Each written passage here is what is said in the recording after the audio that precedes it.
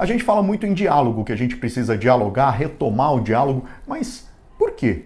De onde veio essa ideia de que um conversar com o outro leva ao avanço da sociedade? Para tentar entender essa origem e por que a gente se perdeu no meio do caminho, eu vou conversar hoje com um professor e filósofo. Essa entrevista, assim como as outras dessa série com o ex-presidente Fernando Henrique Cardoso, com a ex-deputada Manuela Dávila e com a deputada federal Joyce Hasselmann, foram gravadas na metade do ano passado para um outro projeto que eu fiz, mas nunca foram ao ar. É um conteúdo inédito. A partir de agora, você acompanha um diálogo sobre o diálogo com o professor e filósofo Mário Sérgio Cortella.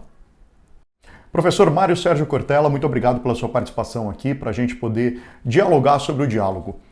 Professor, antes de mais nada, fazer um histórico aqui. Qual é a origem do diálogo? Desde quando as pessoas entenderam que uma precisava falar com a outra e conversar para poder evoluir?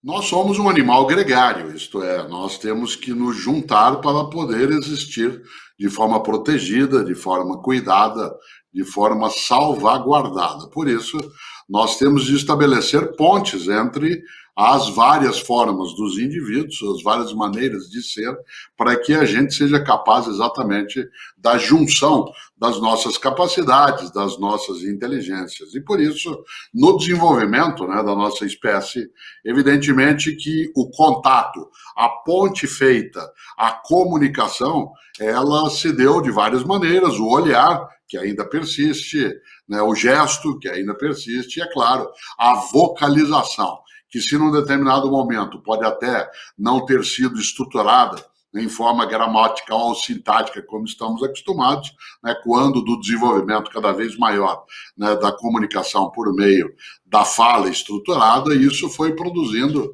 os modos daquilo que os gregos antigos, que são a base da nossa sociedade ocidental, chamavam de diálogo, isto é, a possibilidade de algo que una duas formas de compreensão, de entendimento, que estão separados, mas grudados. E, nesse sentido, a expressão dialógica, ela é, na vida da humanidade, algo que, sem ela, nós teríamos uma capacidade muito reduzida de ação e de sobrevivência, e, por outro lado, ela é um dos modos da nossa comunicação que, quando protegido, como eu lembrava, quando cuidado, quando zelado, produz formas melhores para todas as pessoas. E quando a gente, como sociedade organizada, dessa forma que o senhor descreveu, abre mão do diálogo, o que a gente perde? Nós perdemos a possibilidade de construir futuro, de edificá-lo de um modo que seja muito mais vitalizado, muito mais fértil.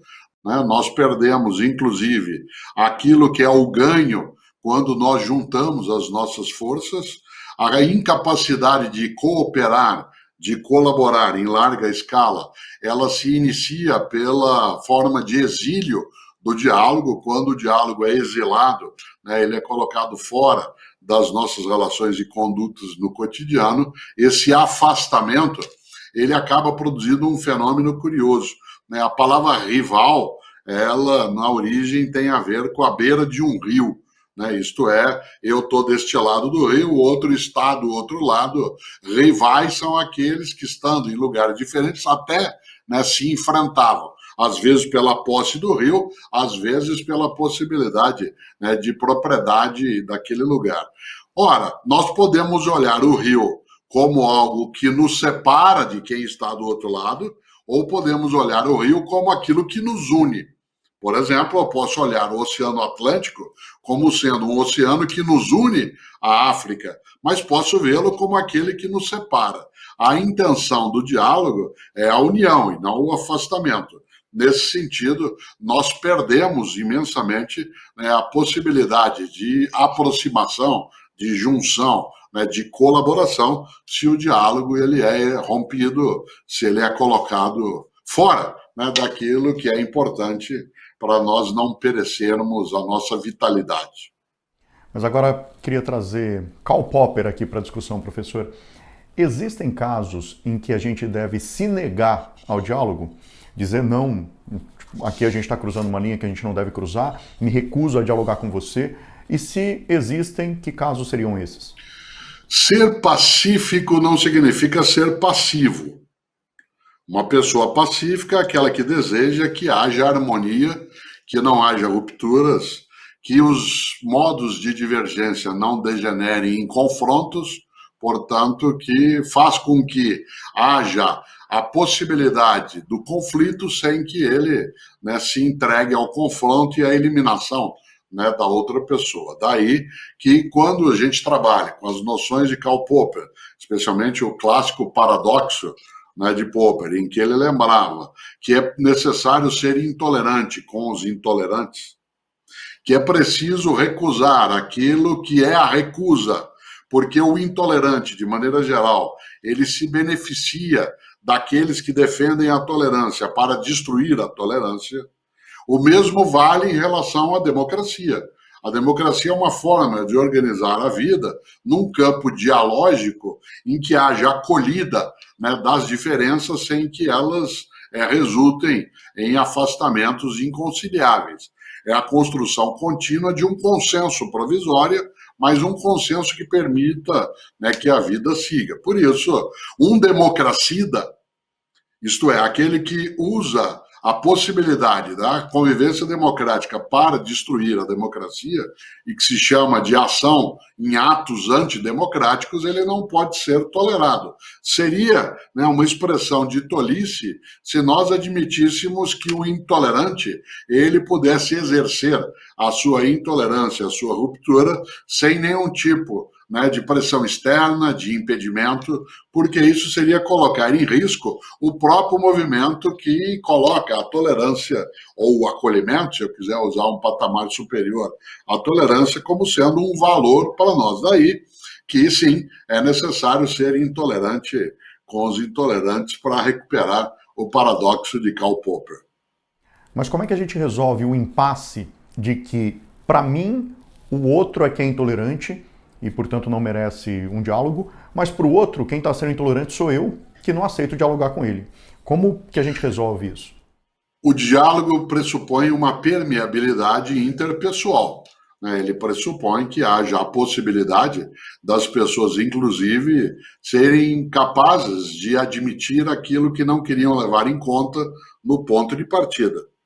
Todas as vezes que eu me coloco numa postura em que eu entendo que a outra pessoa está completamente equivocada e eu completamente certo, isso não permite que o diálogo aconteça, né? Nesse sentido, quando se pergunta, então, o que fazer nesse caso?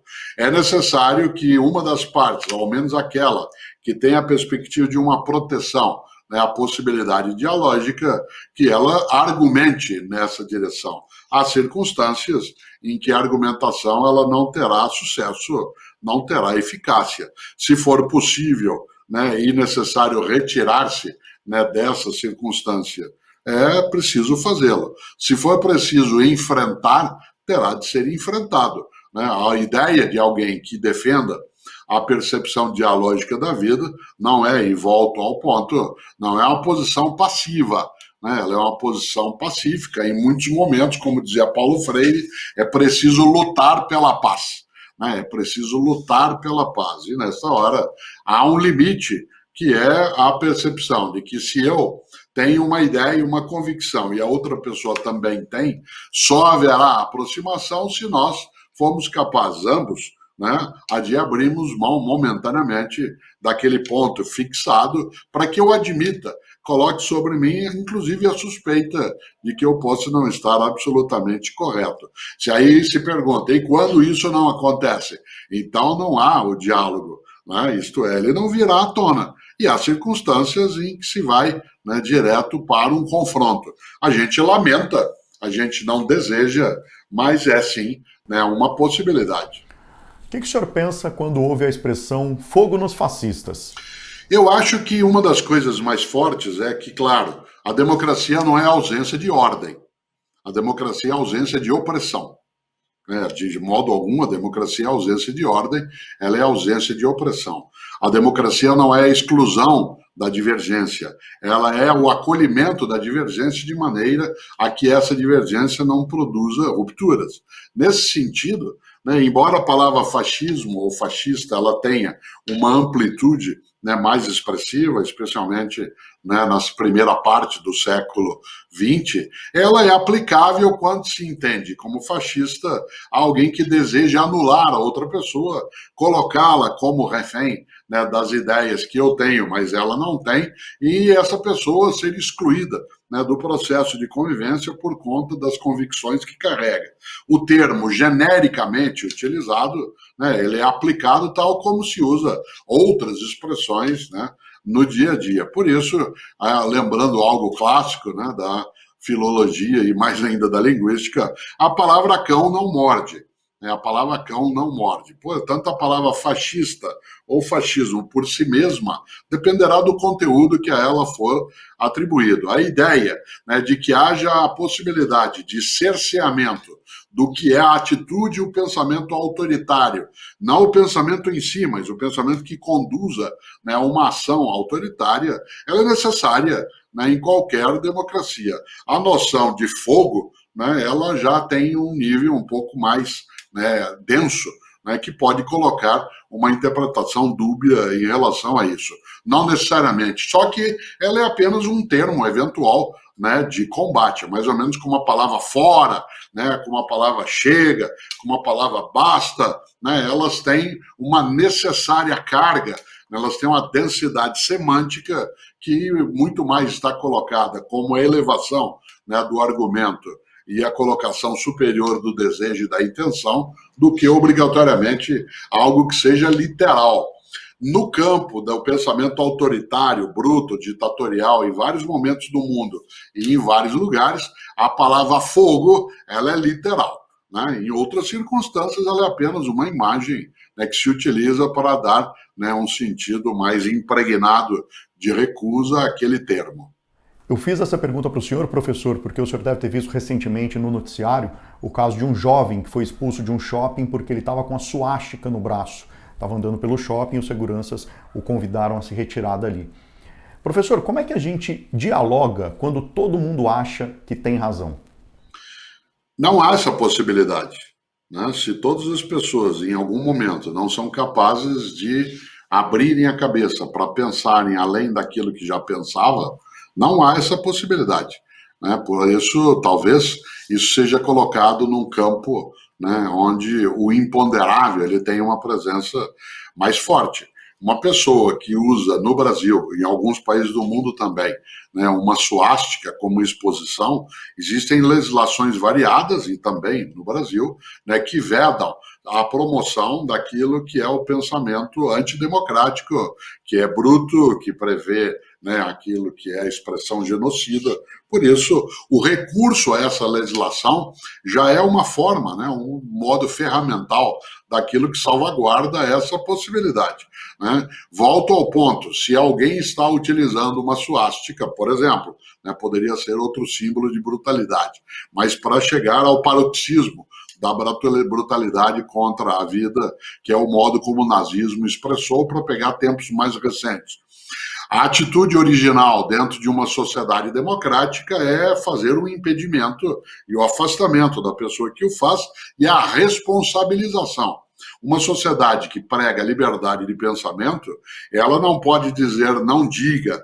O que ela diz é diga se quiser, mas se isso que disser não puder ser dito, porque coletivamente se chegou a uma forma de ordem da vida, onde isso não cabe, assuma a consequência, né? Tal como lembrou um dia, de um outro modo, né, alguns pensadores como Erich Fromm de um lado ou como Roland Barthes de outro, nem sempre, né, o fascismo é você impedir de dizer, muitas vezes é obrigar a dizer, né? E nessa hora, quando se levanta a percepção de que alguém, mas eu estou livre para dizer o que penso, está, desde que você tenha a noção, né, de que há consequências. A ideia não é de impunidade em relação a qualquer ato que qualquer pessoa pratique.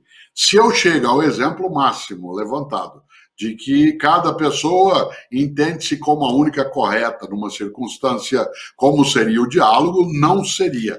né? É preciso um movimento de abertura. Provavelmente essa sociedade, se ela se constituir desse modo, ela será autofágica, né, autodestrutiva, e aí esse problema deixará de existir para ela. De maneira geral, sociedades que não foram capazes de implantar dentro dela, né, o veio e o valor dialógico, elas deixaram de ter esse problema porque elas se extinguiram.